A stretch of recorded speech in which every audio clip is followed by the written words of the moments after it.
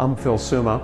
I'm speaking to you from the conference room of our office in a beautiful Victorian home in the historic district of Matthews, North Carolina.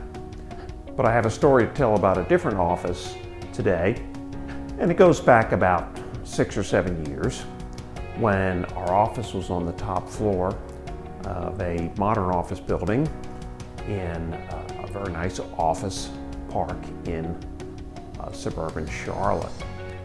One day there's this incredible thunderstorm going on. You know, it kind of sounds extra loud, kind of sounds like it's almost in my office, etc., etc. And I turned around, and what had happened is a large bubble of water was forming in the latex paint behind me based on a leak coming down my wall. And so much water came in that it eventually messed up the network plug on the wall and so on and so forth. So what's that got to do with anything related to, say, a patent application? Well, it's an analogy. It turns out that my office and the roof over my office didn't have any leak whatsoever. But what had really happened is that a number of weeks previously, a different crew had come onto the roof of the building to work on the HVAC, the air conditioning system. And it turns out that the roof that we had was a combination of concrete and then a layer of metal decking and then stone on top of that. And they had drilled a hole all the way through all of those. And then they hadn't repaired the hole properly because they didn't care. They were the HVAC guys.